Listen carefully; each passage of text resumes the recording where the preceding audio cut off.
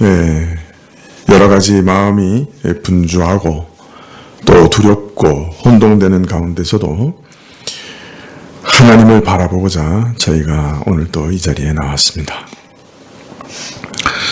하나님께서 참으로 허락하시니 이런 일이 일어났으리라 저희는 믿사오며, 또 이러한 코로나 사태 가운데서 저희 믿는 자들에게 가르치실 것을 가르치시리라 또 믿습니다.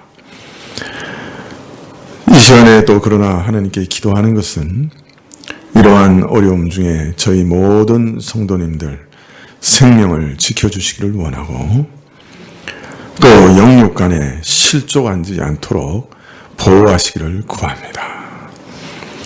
믿음에서 실족하지 않게 도와주시기를 원하고, 오히려 하나님을 의지하는 믿음이 더 견고해지고, 하나님 외에는 그 어떤 것도 의지할 것이 없음을 더 깊이 깨닫고, 하나님께 온 마음으로 매달리는 영혼을 구원하는 그 믿음을 저희가 연단받게 하시고, 더욱 저희 믿음이 이러한 어려움을 통해 성숙하고 견고해질 수 있도록 도와주십시오. 또 저희 삶도 하나님 실족하지 않도록 도와주십시오. 기업을 하는 자들 하나님께서 찾아가 주시고, 참 하나님의 기적적인 도우심들을 얻게 하시고, 하나님 그래서 어려운 가운데서 실족하지 않도록 도와주시고, 여러 가지 산업과 또 기업들, 회사들, 병원들, 각 기관들을 하나님께서 보호하여 주셔서 어려운 때를 잘 넘어가게 하여 주시옵소서. 위정자들에게 참으로 놀라운 지혜를 주시고 재빠른 발을 주셔서 잘 대처할 수 있도록 시기를 놓치지 않도록 허락해 주시기를 원하고, 주님 참으로 이 코로나 바이러스를 꺾어주시기를, 그 확장세를 꺾어주시기를 기도드리오니 역사하여 주시옵소서. 저희의 고난의 시간이 정해져 있는 줄 아오나, 기도하는 자들을 위하여, 택하신 자들을 위하여 고난의 때를 감하기도 하신다 하셨사오니, 이 고난의 때를 단축시켜 주시고 저희가 속히 정상적인 삶을 살아갈 수 있도록 도와주시옵소서. 오늘도 저희 죄악을 주께 고백하오니 저희 죄를 다 사하시기를 원하고, 주 예수께서 십자가에서 이루신 그 단번에 이루신 속죄의 공효를 오늘도 성령님을 통해 우리에게 허락하시사 저희를 깨끗하게 하시기를, 저희가 그 용서의 은혜를 실감하도록 역사해 주시기를 구합니다. 아버지 하나님, 말씀을 주시기를 구하고, 주님 혹 멀리서 참으로 인터넷을 통해 예배드리는 자들이 있다고 하면 함께 하시기를 구하올 때 예수님의 이름으로 기도합나이다. 아멘. 네, 말씀은 마가복음 9장 1절부터 8절까지 말씀입니다.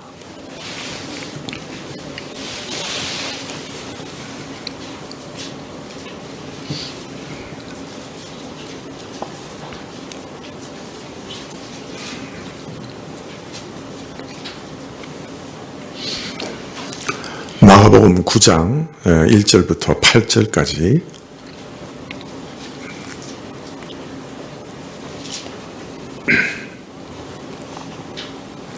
한 절씩 교도하시죠. 마가복음 9장 1절부터입니다. 또 저희에게 이르시되 내가 진실로 너희에게 이르노니 여기 섰는 사람 중에 죽기 전에 하나님의 나라가 권능으로 임하는 것을 볼 자들도 있느니라 하시니라.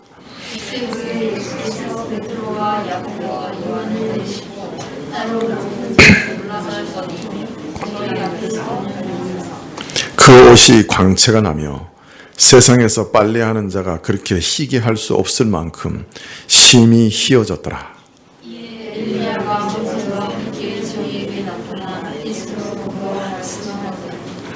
베드로가 예수께 고하되 랍비여 우리가 여기 있는 것이 좋사오니 우리가 초막셋을 짓되 하나는 주를 위하여 하나는 모세를 위하여 하나는 엘리야를 위하여 하사이다 하니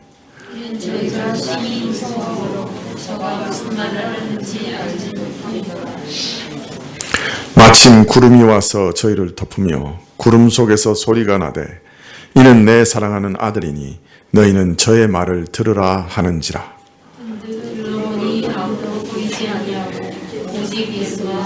들 뿐이었더라. 아멘.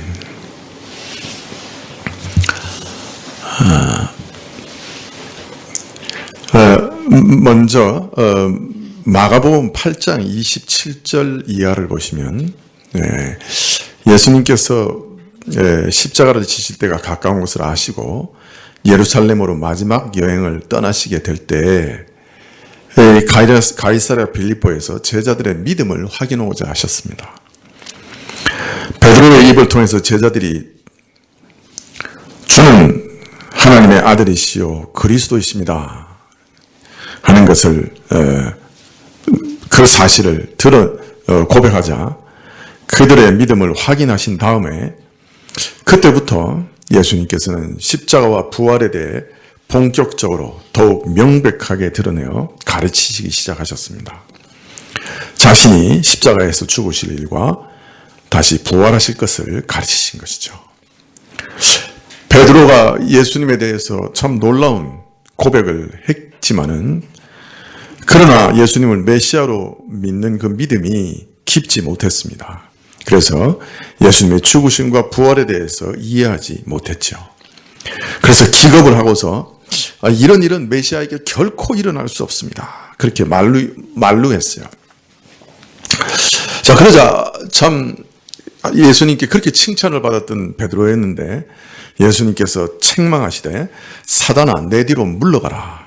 이는 내가 하나님의 일을 생각하지 않고 사람의 일을 생각하느니라 하고 말씀하십니다.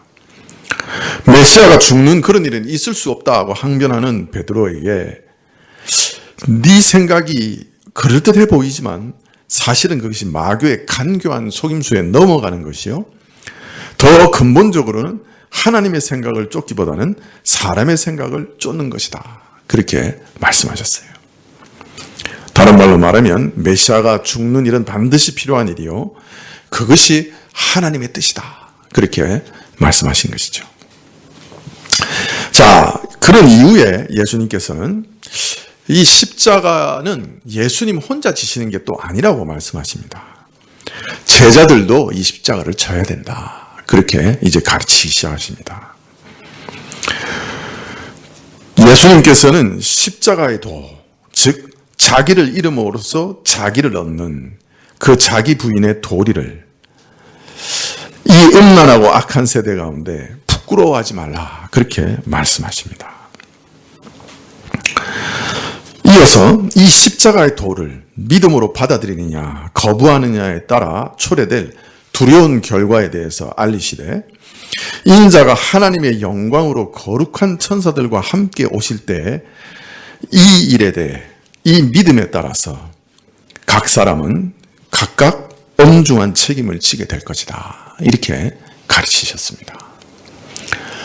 자, 그래서 이 메시아가 반드시 죽으셔야 되고 이 메시아가 십자가에서 죽으시는 일과 또 이 메시아의 십자가를 쫓아 제자들도 자기를 부인하고 예수 그리스도를 믿는 이 일이 영원한 생사를 좌우하는 일이다 하는 것을 가르치셨습니다. 자, 이어서 오늘 말씀에 이르시되 또 저희에게 이르시되 내가 진실로 너희에게 이르노니 여기 섰는 사람 중에 죽기 전에 하나님의 나라가 권능으로 임하는 것을 볼 자도 있느니라. 하나님 나라가 권능으로 임하는 것은 근본적으로 언제냐? 예수님의 재림 때죠. 완전히 그래서 하나님 나라가 완성될 때입니다. 완성되는 것이 바로 예수님의 재림 때입니다. 야, 그런데 오늘 말씀은 이 재림 이전에도 하나님의 나라의 권능이 임하는 것을 볼 자가 있다는 거예요. 이건 도대체 무슨 말이냐? 하나님 나라가 권능으로 임하는 때가 예수님 재림 이전에도 있다는 거예요. 그리고 오늘 바로 이 제자들 중에도 그것을 체험할 자가 있다. 그렇게 말씀을 하십니다. 이것은 근본적으로는 오순절날 성령 강림 사건을 미리 말씀하신 것이라고 할 수 있습니다. 예수님께서 이제 십자가에서 죽으시고 부활하신 다음에 승천하셔서 하나님 우편에서 만왕의 왕으로 좌정하시고 오순절날 성령 하나님을 이 땅에 보내십니다. 그래서 하나님 나라의 일을 힘있게 이제 이루어 가십니다. 오순절날 성령 하나님이 임하실 때 당시 120명의 신자들 위에 하나님의 나라의 권능이 임했습니다. 하나님 나라가 열리고 120명의 신도들 위에 성령이 불의 혀같이 갈라지면서 놀라운 권능이 임하게 된 것이죠. 자, 그런데 이처럼 하나님의 나라가 120명의 신자들 위에 임하기 전에 하나님의 나라가 열리고 그것을 경험한 사람들이 또 있었습니다. 그게 바로 오늘 사건이에요. 오늘 우리가 읽은 변화산 사건이에요. 네. 베드로와 야고보와 요한은 하늘이 열리고 예수님께서 신적인 영광을 드러내시는 것을 보게 됩니다. 예수님께서는 십자가에서 죽음과 부활에 대해 여전히 마음이 닫혀있는 제자들에게 그 마음을 여시고자 미리 자신이 받으실 영광을 보여주셨던 것이죠. 더 나아가 오고 오는 세대에 십자가의 도를 받아들이는 모든 사람들에게 저들 믿는 자들이 경험하게 될 마지막 날의 영광을 이처럼 미리 보여주셨던 겁니다. 미리 계시해 주셨던 거죠. 그래서 베드로와 야고보와 요한, 구약에서 중요한 일을 증거할 때는 두세 사람의 증인이 필요하잖아요. 그 증인들을 데리고 변화산에 올라가셨던 겁니다. 마지막 날 예수 그리스도를 믿고 자기를 부인하고 십자가를 지고 주님을 따르는 제자들은 천사들과 함께 오시는 영광의 예수님을 뵙게 될 겁니다. 자, 그런데 그 모습을 오늘 새 증인에게 보여주셔서 제자들로 하여금 그 영광을 미리 체험하게 하시고 죽음과 부활을 넘어서서 앞으로 받으실 영광을 미리 보여주심으로 제자들의 마음을 여시려고 했던 것이고, 더 나아가서는 오고 오는 세대에 십자가의 도를 받아들이는 복음을 믿는 모든 사람들이 장차 마지막 날 어떤 영광을 경험하게 될지 미리 보여주고 계시는 거죠. 그래서 이러한 소망 가운데 천사들과 함께 예수님이 영광 가운데 오실 예수님은 어떤 모습일까 하는 것을 기대하며 바라보게 하셨던 것입니다. 9장 2절에 보면, 마가복음 9장 2절에 보면, 엿새 후에 예수께서 베드로와 야고보와 요한을 데리시고 따로 높은 산에 올라가셨더니 저희 앞에서 변형되사 그 옷이 광채가 나며 세상에서 빨래하는 자가 그렇게 희게 할 수 없을 만큼 심히 희어졌더라. 엿새 후에 예수님께서는 조용히 기도할 필요를 느끼셨는지 베드로와 야고보와 요한만 따로 데리고 어떤 높은 산으로 올라가셨습니다. 예수님께서 기도하시는 가운데 호련히 제자들 앞에서 그 모습이 영광스럽게 변화됐습니다. 마태는 예수님의 얼굴이 해같이 빛났다, 옷은 빛과 같이 희어졌다, 이렇게 기록하고 있고, 마가는 세상에서 빨래하는 자가 그렇게 희게 할 수 없을 만큼 희어졌다, 이렇게 말씀하고 계십니다. 이때 드러난 예수님의 영광은 이 땅에 속한 것이 아니라 하늘에 속한 영광인 것을 이러한 묘사로 알리고 계시는 것이죠. 저희와 늘 같이 침식을 같이 하시면서 대화하고 가르치던 예수님께서 참 인간이신데 그러나 사실은 하늘에 속한 분이요, 하늘의 거룩한 존재이신 것을, 하늘의 참된 영광을 가지신 분이신 것을 드러내셨던 것이죠. 원래 이런 영광이 있으신데 육신으로 인해 가려져 있었던 거죠. 그런데 하늘이 열리면서, 영계가 열리면서 원래 가지고 계신 예수님의 영광이 그 신자들의, 그 제자들의 눈에 이게 보이게 된 것이에요. 자, 그런데 변화산에서 변모하신 예수님의 모습을 보면 사도 요한이 요한계시록에서 부활 승천하사 만유의 왕이 되신 그리스도를 이상 중에 뵙고서 그 모습을 형용한 장면과 많이 닮아 있습니다. 계시록 1장 13절에 보면, 이하에 보면, 촛대 사이에 인자 같은 이가 발에 끌리는 옷을 입고 가슴에 금띠를 띠고 그 머리와 털의 희기가 흰 양털 같고 눈 같으며 그의 눈은 불꽃 같고 그의 발은 풀무에 달려는 빛난 주석 같고 그의 음성은 많은 물소리 같으며 그 오른손에 7별이 있고 그 입에서 좌우에 날선 검이 나오고 그 얼굴은 해가 힘있게 비치는 것 같았다. 계시록에 묘사되고 있는 이 예수님의 모습은 고난받으시고 부활하시고 이제 하나님 우편에 앉아 계신 메시아의 영광을 그리고 있는 모습입니다. 오늘 하늘이 열리고 예수님께서 본래 하나님으로 가지셨던 자신의 신적 영광을, 하나님으로서의 신분과 권세를 드러내 보이셨지만은 오늘 변모하신 것과 계시록을 비교하면 지금 예수님의 모습은, 변화산에서의 모습은 참 하나님과 참 사람으로서 메시아의 영광을 보이시고 있다, 이렇게 짐작할 수가 있습니다. 십자가에서 죽으시고 부활하신 후에 들어가실 메시아의 영광, 참 사람으로서 하나님의 우편에 앉으신 그의 신적인 영광, 그 메시아의 영광을 드러내고 있다 하는 것을 알 수 있는 것이죠. 그래서 예수님의 신성을 드러내고 있는 것과 동시에, 그러나 사람이시면서 동시에 하나님이신, 그리고 메시아로서의 직분으로 하나님 왕중왕으로 하나님 우편에 앉아 계신 그 영광을 지금 드러내고 계시다. 앞으로 받으실 영광을 미리 드러내고 계시다. 그렇게 볼 수 있는 것입니다.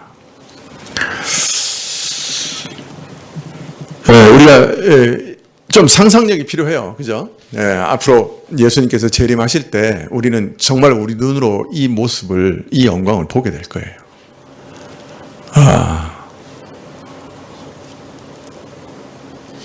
새 제자들만 경험했던 거를 이제 우리가 다 경험하게 될 거예요. 우리가 그걸 바라보고 지금 사는 거예요. 그죠?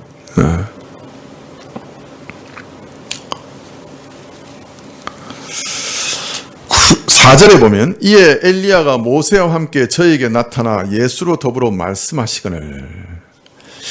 근데 여기 매우 특별한 것을 기록하고 있어요. 하늘이 열리고 모세와 엘리야가 나타나서 예수님과 더불어 의논했다, 이렇게 기록하고 있기 때문이에요. 자, 예수님께서 이 변화산에서 이렇게 변모하신 것은 그러므로 그의 신적인 영광, 그의 메시아로서의 영광만 드러내시는 것이 목적이 아닌 것을 알 수 있어요. 무언가 여기서 더한 메시지가 있다는 거죠, 이 변화산 사건은. 그리고 그 메시지가 뭔가, 그것은 바로 모세와 엘리야가 예수님과, 그죠? 의논하신 일에 있어서 우리는 찾아내야만 될 것이에요. 마가복음에서는 이들이 의논하신 내용이 무엇인지 밝히고 있지는 않아요. 그런데 누가복음에는 아주 분명히 밝히시기를 예수님께서 이제 곧 예루살렘에서 별세하실 것에 대해서 의논하셨다, 이렇게 돼 있어요. 근데 헬라어로서는 이 별세라는 말이 엑소도스, 출애굽이란 말이에요. 이걸 그냥 떠나다는 의미로도 사용할 수 있고 출애굽이라는 말로도 사용할 수 있어요. 먼저 여기서 일반적으로 그냥 떠나다라는 의미로 사용한다고 하면, 받아들인다고 하면 세상을 떠나시는 일, 예루살렘에서 이제 세상을 떠나실 일, 곧 십자가에 죽으실 일을 의논했다, 이렇게 되는 거예요. 근데 만일 이것을 출애굽이라고 하는 뜻까지 염두에 두고서 이 말을 사용했다고 하면 그 뜻은 더 깊어지죠. 예수님께서 십자가에서 죽으실 일을 단순히 자신 홀로 죽으신 일로 생각하신 게 아니라 자신의 죽음을 통해 자기 백성을 세상에서 구하여 내시는 진정한 출애굽, 죄와 악의 세력인 애굽에서 이스라엘 백성을 구원해내셨던 바로 그 출애굽을 자신의 죽음과 연결시키고 계시는 거죠. 그래서 성만찬 때도 자신이 유월절 어린 양으로서, 그죠? 성만찬에서 유월절 만찬을 드시면서 자신의 죽음, 자신의 피가 마치 유월절 어린 양과 같은 그런 뜻을 가지고 있음을 분명히 밝히시죠.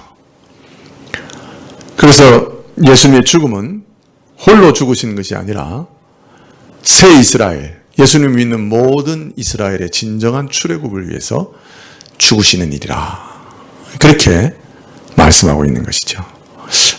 모세와 엘리야가 나타나서 예수님과 죽음을, 십자가의 죽음을 의논하실 때 바로 이런 출애굽을 의논하셨다. 예수님이 이제 앞으로 죽으실 그 십자가의 의미가 굉장히 중요하게 이렇게 다가오는 거예요.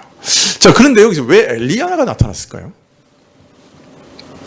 모세는 이해가 돼요. 모세는 애굽에서 이스라엘을 구원해낸, 그죠? 네, 참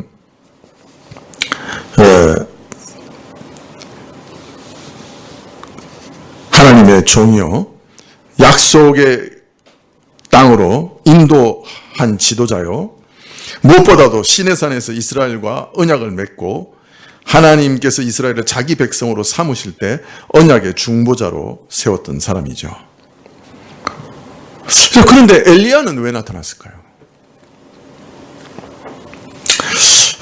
엘리야는 사실 이 하나님께서 모세를 통해 이스라엘과 맺었던 그 언약이 이제 완전히 파괴돼서 심판만 남았다 하는 것을 선포한 선지자가 엘리야예요. 그러니까 어떤 면에서는 더 이상 내 백성 아니다 이렇게 돼버린 거예요. 시내산에서는 너는 이제 나는 너희 하나님이 되고 너희는 내 백성이 되겠다 이거예요. 그런데 엘리야 시대에 이르면 이제 이스라엘이 끊임없이 약속의 땅에서 그 언약을 부인하고 이방신을 섬기고 그렇게 되는 거예요. 그래서 엘리야 때는 국가적으로 그냥 그 아합이라는 왕이 일어나서 국교를 완전히 바꿔버려요. 바알과 아세라로 바꿔버린다. 그래서 완전히 그 언약이 파괴돼 버려요.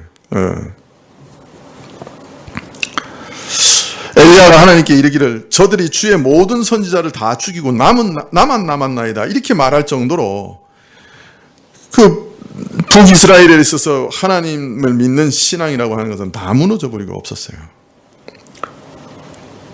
배교와 불신앙이 극에 이르렀죠. 그럴 때 하나님께서 엘리야에게 말씀하시기를 내가 이제 나의 언약을 저버린 이 이스라엘로 하여금 철저히 심판을 받게 하겠다 이렇게 말씀하십니다. 그러면서 너는 아람으로 가서 하사엘을 왕으로 세우고 저가 이스라엘을 철타작기로 타작하듯이 이스라엘을 짓밟을 것이고 님시의 아들 예후를 이스라엘 왕으로 세우라. 또 엘리사를 선지자로 세워 내 후계자로 삼으라. 이렇게 얘기합니다. 하사엘의 손을 피한 자를 예후가 심판하실 거고 예후의 손을 피한 자를 엘리사가 심판하리라. 삼중의 철저한 심판으로 이스라엘은 하나님의 진노와 심판을 벗어나지 못하게 될 것이고 철저히 짓밟히고 유린당하게 될 것이다. 그러나 하나님께서는 이 심판 중에도 신실한 남은 자 바알에게 무릎 꿇지 않는 믿음의 사람 7,000인을 남기실 것이다. 이렇게 약속하십니다.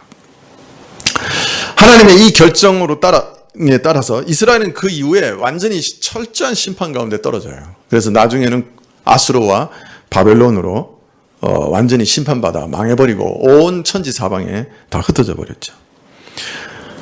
그러나 하나님께서는 남은 자들을 구원하시는 그 은혜를 기억하시고 70년 후에 그 일부를 예루살렘으로 돌아오게 하시고 성전을 재건하게 하시고 그 다음에 선지자들이 예언한 그 완전한 구원, 메시아가 오셔서 주시는 참된 구원을 기다리게 하셨던 거예요. 바로 그때 이제 예수님이 이제 메시아로 오신 거죠. 모세와 엘리야가 나타나서 예수님과 더불어 그의 죽으심에 대해서 말했다고 하는 것은 예수님의 죽으심이 이스라엘의 이른 역사, 이런 깊은 하나님의 뜻과 경륜과 관계가 있다 하는 것을 암시하고 있는 것입니다. 예수님의 죽으심은 온 천하 만민으로 하여금 축복을 누리게 할 존재로서 이스라엘을 택하시고 자기 백성을 삼으셨으나 하나님께 범죄 반역함으로 완전히 망한 옛 이스라엘, 그러나 그 가운데 바알에게 무릎 꿇지 않고 하나님께 신실한 참 이스라엘을 회복시키시는, 그래서 땅끝에서부터 하나님께서 참 이스라엘을 불러내시고 하나님의 나라와 새 이스라엘을 건설하시는 하나님의 경륜과 깊은 관계가 있다 하는 것을, 이런 하나님의 뜻을 이루는 중대한 사건이다 하는 것을 나타내 보이고 있는 것입니다. 범죄한 옛 이스라엘을 버리시고 이제 이방인까지 합쳐진 새 이스라엘을 세우시는 놀라운 경륜이 거기 숨어 있음을 보이고 계시는 것이죠. 예수님께서 자신의 이 십자가, 내가 장로들과 대제사장들과 서기관들로부터 많은 고난을 받고 버림을 받아 죽임을 당한 후에 사흘 만에 살아나시리라 밝히신 후에 그것으로 인해 당황하고 우왕좌왕하는 제자들을 위해 산에 올라서 간절히 기도하셨을 겁니다. 이 십자가를 계시해 주시고 십자가 부활의 의미를 올바로 깨닫게 해 주시도록 제자들을 위해 기도하셨을 겁니다. 이에 하나님께서는 그의 십자가를 앞두고 온 이스라엘과 모든 인류가 죽고 사는 것이 달린 십자가를 앞두고 예수님께서 기도하시는 그 순간에 하늘을 여셔서 사람의 눈에 그리스도의 영광을 보이시고 이스라엘 역사 가운데 중요한 위치를 차지하는 두 인물로 하여금 예수님의 죽으심에 대해 말하게 함으로써 제자들에게 그리스도의 십자가가 얼마나 중대한 사건인가 하는 것을 보여주셨던 겁니다. 예수님께서 메시아의 죽음을 도저히 받아들이기 어려워하는 제자들에게 하늘의 이런 일을 저에게 직접 보이심으로써 메시아의 십자가는 실패가 아니요, 그의 영광과 무관하거나 반대되는 것이 아니라 오히려 그 영광으로 들어가시는 일이요, 메시아의 시작은 오히려 범죄하고 실패한 이스라엘의 역사를 완전하게 하는, 언약을 깨뜨려서 멸망한 이스라엘의 역사를 새롭게 하시는 지극히 영광스러운 일이라 하는 것을 이 변화산의 변모된 모습과 모세와 엘리야를 통해 알리고자 하셨던 것이죠. 그리고 오고 오는 세대 가운데 그리스도의 죽으심은 하늘에 속한 지극히 중요하고 영광된 일이요, 하나님께서 영원히 망할 인류 가운데 한 혈통을 택하시고 자기 백성을 삼아 그들을 통해 이루고자 하신 크고 원대한 계획, 온 인류를 구원하시고 그의 복된 나라를 세우고자 하신 하나님의 경륜을 성취하는, 완성하는 중대한 사건임을 나타내 보이고자 하신 것입니다. 이스라엘에게 맡겨서 대대로 이어져 온 그 경륜이 이제 완성되는 순간이 온 것을 이 변화산 사건을 통해 알리고 계신 것이에요. 그리고 온 인류의 죽음과 생명, 축복과 저주를 가늠할 만한 중대한 일이 바로 이 십자가와 부활이다 하는 것을 밝히고자 하신 것이죠. 그래서 십자가를 지시고 부활하실 것을 말씀하신 바로 다음에 이 변화선 사건을 보여주신 겁니다. 자, 이런 놀라운 영광을 드러내 보이시죠? 베드로는 그 영광에 압도한 당한 나머지 황급히 아뢰기를 라비여 우리가 여기 있는 것이 좋사오니 우리가 초막셋을 짓되 하나는 주를 위하여 하나는 모세를 위하여 하나는 엘리야를 위하여 하사이다 하였습니다마는 사실 베드로 자신이 지극한 영광 가운데 그 광경을 도저히 감당할 수 없어서 두려운 나머지 무슨 말을 해야 할지 몰라서 얼떨결에 한 말이다 이렇게 밝히고 있습니다. 초막셋을 왜 지으려고 그랬을까요? 아예 거기서 살고 싶어서 그냥 떠나지 마시고 여기 계시라고. 얼떨결에 한 말이지만 우리가 이 말씀에서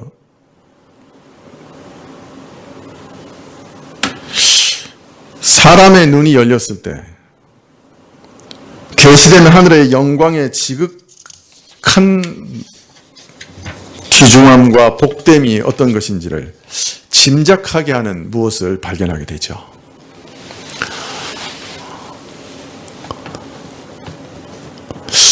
혹 모르겠어요. 우리 눈이 이렇게 열리면은 지금 우리가 예배드리는 것이 굉장히 영광스러운 일로 드러날지도 몰라요.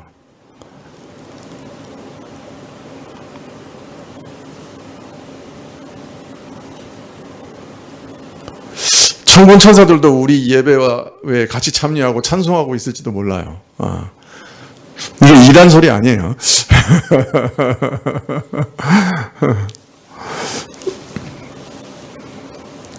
우리가 눈이 열려 있지 않잖아요, 지금. 그죠? 하늘이 열려 있지 않는 걸 우리가 아직 보지 못하잖아요. 그러니까 예수님이 죽으심으로 사실은 하늘이 열린 거거든요. 성전에, 그죠? 지성소의 그 휘장이 위에서부터 아래로 다 찢어졌잖아요.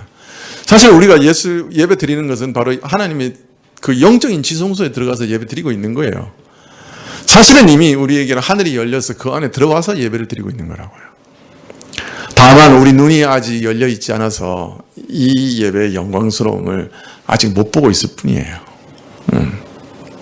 자, 그런데 놀란 것은 이것을 맛본 사람들은 전부 거기가 좋다고 그랬어요. 다시 세상으로 나오고를 싶어 하지 않았어요. 그게 공통적인 거예요.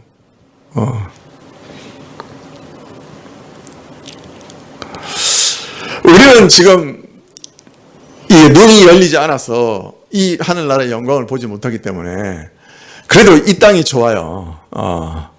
이 땅의 음식이 좋고, 그죠? 요새 참 음식도 좋은 거 많잖아요. 그죠? 옛날에 우리 어린 시대 때는 뭐 하드 이런 거밖에 없었는데 요새는 아이스크림도 뭐 가지 그냥, 그죠? 이름도 모르는 아이스크림들. 너무 풍요로워져가지고 이제 혹시라도 우리가 이런 거 혹시 박탈되면 박탈감이 엄청날 거예요. 아마 우리 하도 풍요로운 걸 많이 누려서. 그래서 우리는 세상의 영광과 쾌락에 그냥 홀딱 빠져 있는 거예요, 지금. 네, 너무 좋아 보여요, 그게. 그거 없으면 못 살 것 같고.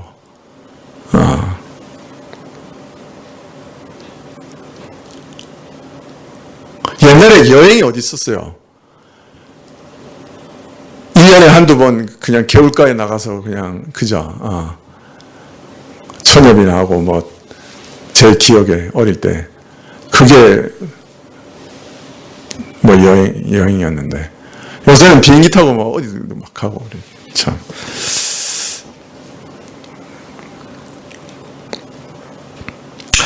그래서 우리는 세상의 그 영광에 취해 있어요, 사실은. 그런데 하늘의 영광을 본 사람들은 한결같이 난 거기 그냥 계속 머물면 좋겠습니다. 그렇게 얘기해요. 세상에 아무리 큰 영광과 비교해도 이 하늘 영광과는 비교할 수 없었던 거죠. 베드로도 그냥 얼떨결에 얘기하지만 그냥 여기서 안 내려가면 좋겠다. 여기 집 짓고 살면 좋겠다. 여기 그냥 있으면 좋겠다. 이렇게 표현하고 있는 거예요. 항상 여기 머물길 바란다는 거예요. 여러분, 우리가 좀 하나님께 나가서 예배드리고 또 개인적으로 예배드리고 기도하고 할 때 좀 이런 영광을 좀 맛보면 좋겠어요. 우리가 그런 영광을 못 맛보면 그냥 이 땅의 영광에 우리는 날마다 그냥 종로로 타며 살아가게 될 거예요. 그리고 또 이 소망을 좀 가지면 좋겠어요. 이거는 영원히 뺏기지 않는 거예요. 영원한 거예요. 거기는 눈물도 없고 고통도 없고 외로움도 없고 빼앗기는 것도 없는 곳이에요. 사망이 생명의 상기가 되는 것이에요. 죽음으로 인한 이별도 없고 허무와 절망도 없고 공허함도 없어요. 요새 사람들이 전부 허무와 절망 가운데 사로잡혀 있어요. 주식 투자하는 사람들 반타작 돼가지고 전 재산이 반으로 줄었어. 지금 여러분 중에는 주식 투자하는 사람 없죠? 많이 줄었어요. 어떻게 위로를 해야 할지 모르겠는데.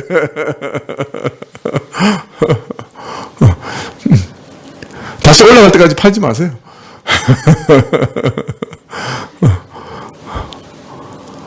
지금 미국의 월가에서 그냥 30% 빠진다. 그러면 완전히 그게 문제가 사람들이 보통 자기 주식을 담보로 해가지고 또 돈을 더 빌려요. 막 오를 것 같으면 돈을 더 빌린다고. 그래가지고 자기 주식을 담보로 해서 돈을 빌려가지고 또 주식을 투자했는데 그게 반토막 나면 일정 시간이 지나면 갚아야 돼요. 그 담보로 한 거를. 그러면 아예 제로가 돼요. 제로보다 마이너스가 될 수도 있어요. 전 재산이 반토막 난 게 아니라 반토막 났을 뿐 아니라 빚을 들여서 또 투자했기 때문에 완전히 없다고요. 제로가 되고 또 어떤 때는 마이너스가 돼요. 그런 일이 지금 미국에서 지금 막 벌어진다고요.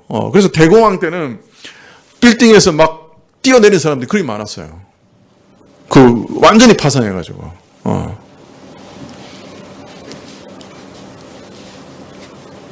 그래서 우리 교회에서 내가 예전에 요새는 그런 얘기 안 했지만 주식 투자하는 사람들 절대로 신용하지 말라고 그리 얘기했는데 모르겠어요. 기억했는지 모르겠는데. 이 땅의 것은 정말 신기루 같아요. 그런데 사실 그렇잖아요. 주식이 막 올라서 내 재산이 몇십억이다. 그래 봤자요. 자기 손에 들어온 거 하나도 없어. 그냥 숫자야. 어느 날 그 숫자가 늘었다가 줄었다 그러는 거야. 그걸 또 팔아가지고 내 손에 치워야 뭘 쓸 텐데 그거 못 판다고. 왜냐면 조금 있으면 오를 것 같으니까. 죽을 때까지 그냥 신기루만 가지고 사는 거예요. 그게. 그거 자식한테 물려주면 자식도 그걸 잘 보관하느냐? 아니에요.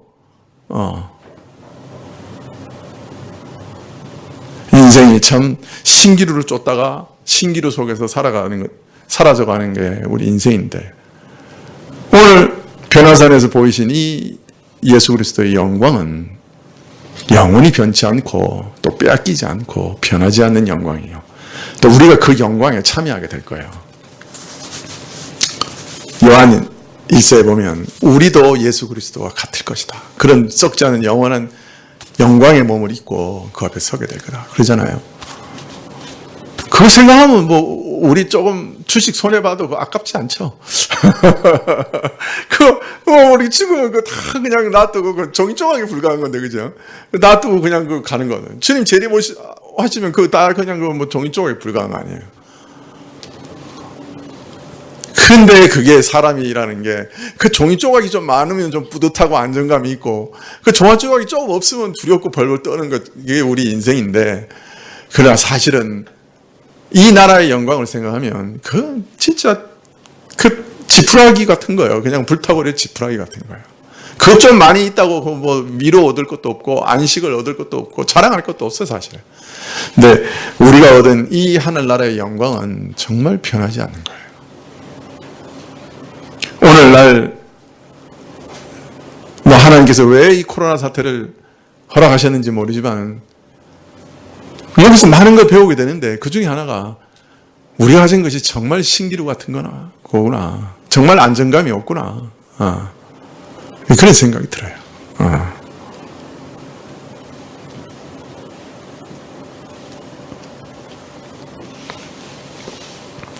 그러나 신자는 그 어느 때나 이 영원히 변치 않는 영광을 마음속에 소망하고 그것을 가지고 있음을 알기 때문에 두려워하지도 않고 부러워하지도 않고, 그죠? 그리고 그 어느 순간에도 만족하면서 사는 거예요. 자족하면서 살 수 있는 거예요. 문제는 우리가 믿음이 없어서 그렇지. 그래서 믿음 달라고 기도해야 돼요. 이 영광을 바라보고 내 눈이 거기 열려야 돼요. 이 말씀 속에서 계시를 받아서 이 영광을 좀 이렇게 누려야 돼요. 내가 거기 참여해야 된다.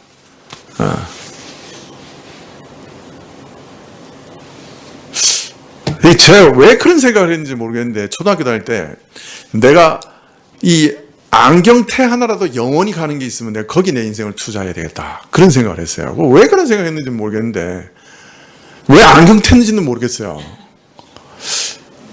근데 제가 발견했잖아요. 이게 영원히 가는 거예요. 다른 거, 이 세상에 금은 보석, 뭐 어떤 것도 영원히 가는 거 없어요. 이게 영원히 가는 거예요.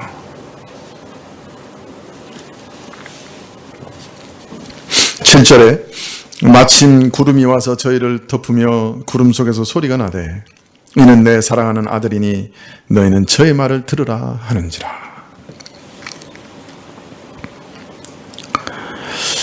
예수님께서 그의 신적인 영광을 드러내시고 모세와 엘리야가 나타나서 십자가에 관해서 의논한 것도 참으로 중요하지만 가장 결정적인 것이 바로 이것입니다. 하늘로부터 들린 음성. 구름이라고 하는 것은 하나님의 임재를 상징하는 거죠. 그 속에서 하나님이 들려주신 하나님의 음성이, 직접 말씀하시는 음성이 들려왔어요. 이는 내 사랑하는 아들이니 너희는 저의 말을 들으라. 성부 하나님께서 자신의 아들을 친히 증거하십니다.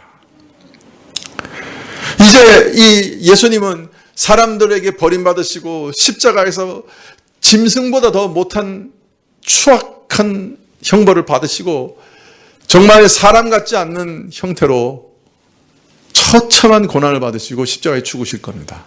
사람들은 침뱉고 욕하고 네가 정말 하나님의 아들이거든 십자가에서 내려오라고 비웃고 발로 차고 채찍으로 때리고 가시체를 세우고 씌우고 채찍질할 겁니다.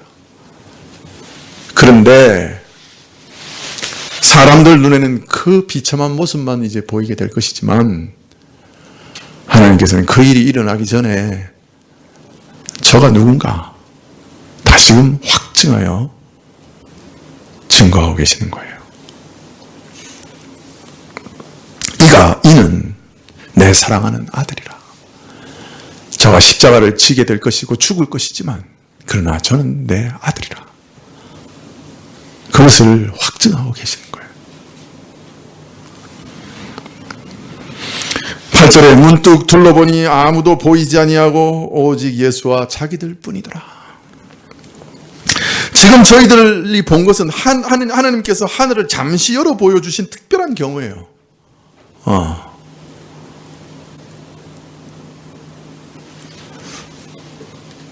그래서 기도하면서 하나님 하늘 문을 여셔서 내가 지금 하나님 우편에 계신 예수님을 보여주십시오. 이렇게 기도한다고 해서 응답 안 될 가능성이 아주 높아요. 왜? 이 말씀으로 다 보여주셨거든요, 이미. 우리는 이 말씀을 통해 성령께서 내 심령 속에 하늘을 여셔서 예수님의 영광을 볼 수 있게 해주시도록 기도해야 되는 거예요. 오히려.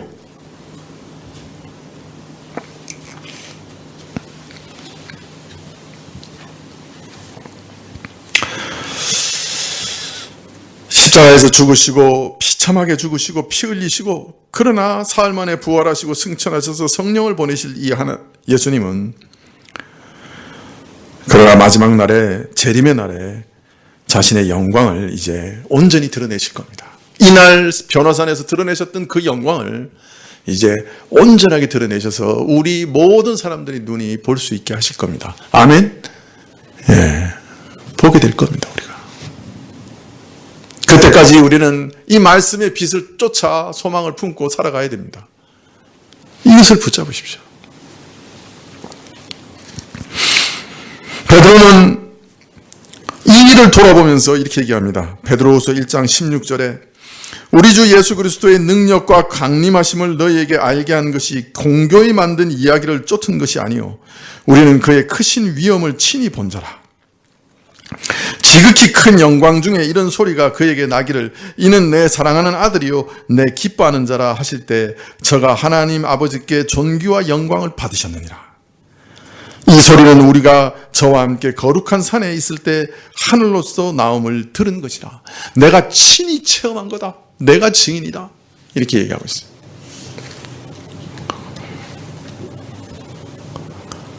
바울이 아테네에 가서 이 복음을 전하니까 사람들이 조롱했어요. 부활을 증거하니까 조롱했다.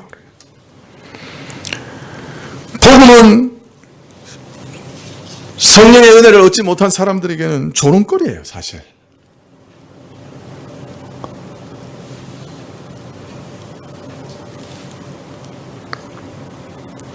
베드로도 아마 그런 조롱을 많이 받은 것 같아요. 그래서 말하기를 너희에게 전한 이 복음은 공교하게 만든 그냥 사람이 만들어낸 어떤 얘기가 아니다. 내가 친히 목도하고 내가 친히 증거하고 내가 친히 들은 거다. 그래서 내가 너희가 증거하는 거다. 그렇게 얘기해요. 사실 민족마다 사회마다 신화가 나름대로 다 있잖아요. 자기들의 어떤 역사를 신화하고 이상화하는 것, 그래서 꾸며낸 얘기들이 얼마나 많아요. 여러분 우리나라에서도 한번 생각해 보세요. 삼국 사기 한 번만 펼쳐보든지 조선 왕조실록 이런 거 펼쳐봐요. 태조가 태어날 때 무슨 꿈을 꿨다. 뭘 할 때 어떤 도움을 받았다. 그거 다 용비어천가 아니에요. 그 내용이 그거라고요.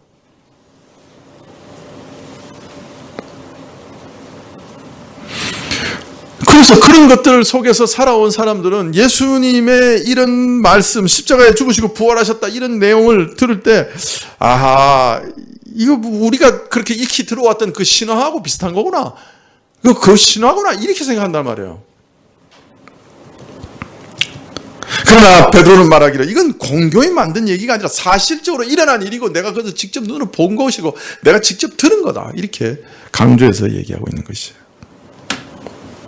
그 크신 영광을 친히 본 영광 중에 그 소리를 내가 친히 들었다. 내 사랑하는 이여 내 기뻐하는 자라. 증거하셨다. 내가 그 증인이다. 이 세상에서 그 수없이 많은 그 신화하고는 전혀 다른 것이다. 이거는 실제다. 이렇게 증거하고 있어요. 그러나 이런 거 믿는 것이 사실은 쉽지 않잖아요. 그래서 18세기, 19세기 서양 지식인들이 무슨 일을 했냐면은 기독교는 참 좋은 것인데 거기 윤리나 이런 것 보면 참 너무 기가 막히고 아름다운 것인데 이게 참 믿을 수 없는 얘기들 많단 말이에요. 그러니까 이거 기적들 다 빼버리자. 그리고 우리가 받아들일 수 있는 것만 뽑아내자. 이런 풍조들이 아주 유행했어요. 그래서 우리나라에서도 그런 처음 복음이 들어온 이후에 바로 유학 간 사람들이 그런 것에 물들어가지고 와가지고 그런 얘기 많이 했단 말이에요. 아, 홍해가 갈라진 거는 진짜 바다가 갈라진 게 아니고 늪이었는데 그 늪지대를 건너간 거다. 아, 예수님이 바다를 건너온 게 아니야. 거기 뚝이 있었는데 뚝이로 걸어오시는 걸 보고 바다로 건너오시는 것처럼 보인 거야. 이 해석을 하고 이 짓을 했단 말이에요. 그래서 우리나라 그 기장이라고 하는 기독교 장로교라는 게 떨어져 나간 것도 그거예요. 그거 주장하니까 우리가 도저히 이들하고는 같이 못 있겠다 그래서 장로교가 불리는 것 같다.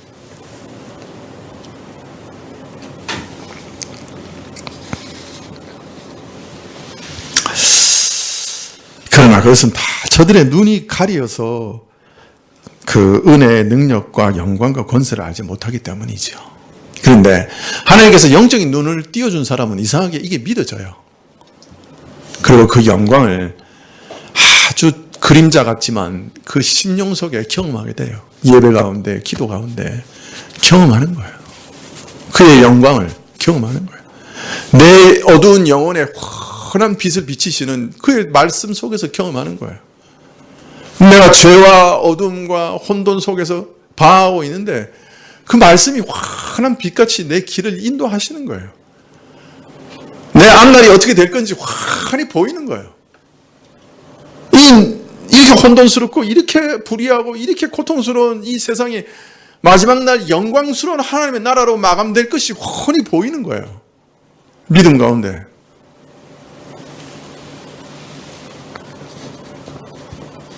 십자가의 복음을, 사람들이 조롱하고 조소하는 그 복음을 부끄러워하지 않고 거기 내 영혼을 맡기게 되는 거예요. 그리고 예수님께서 말씀하시기를 그런 사람들에게 마지막 날 천사들과 함께 오는 영광의 날에 참 영광을, 예수님이 오늘 보이신 그 영광을 얻게 되리라, 그렇게 약속하고 계시는 거예요. 우리 그거 바라보고 가는 거예요. 이 땅에서 무슨 일을 경험할지 우리는 몰라요. 그러나 그거는 다 우리 연단을 위해서, 우리 성화를 위해서, 이 나라를 위해서 그저 우리를 조각해 가시는 그 일 이상도 이하도 아니에요. 이게 진짜 중요한 거예요. 가난하든 부하든 성공하든 실패하든 병약하든 건강하든 그거 지나가는 한때예요. 다 지나가요. 다 지나가요. 그러나 우리는 이 영광 가운데 참여하게 될 거예요. 이 소망을 가지고 우리가 살아가는 거예요. 이 땅에서 그래서 무언가 무슨 일을 당해도 아이고 큰일 났네, 그런 생각 안 드는 거예요. 과정이니까. 끝내는 거기 갈 거니까 두려워하지 않는 거예요. 죽음도 두려워하지 않는 거예요. 죽음은 천국이니까. 뭘 두려워하는 거예요, 우리가? 두려워할 게 없는 거죠.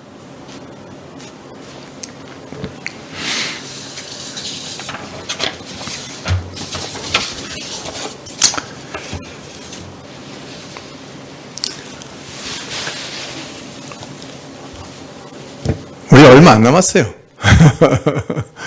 물론 여기 오래 살아야 되는 분들도 꽤 있네요.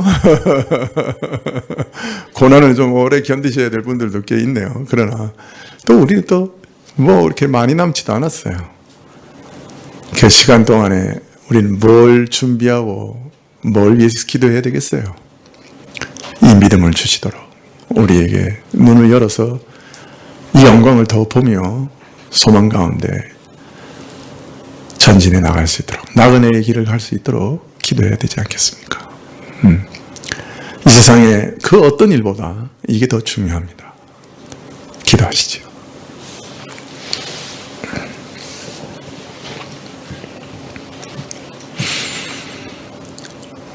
변화산에서 변화되셨던 그 주님의 영광을 우리 눈에 보이게 하옵소서.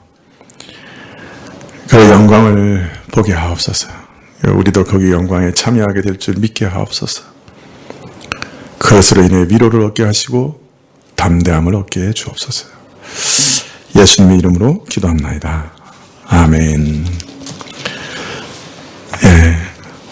하늘에 계신 우리 아버지시여, 이름이 거룩히 여김을 받으시오며 나라에 임하옵시며 뜻이 하늘에서 이룬과 같이 땅에서도 이루어지이다. 오늘 우리에게 일용할 양식을 주옵시고 우리가 우리에게 죄 지은 자를 사하여 준 것 같이 우리 죄를 사하여 주옵시고 우리를 시험에 들게 하지 마옵시고 다만 악에서 구하옵소서. 대개 나라와 권세와 영광이 아버지께 영원히 있사옵나이다. 아멘.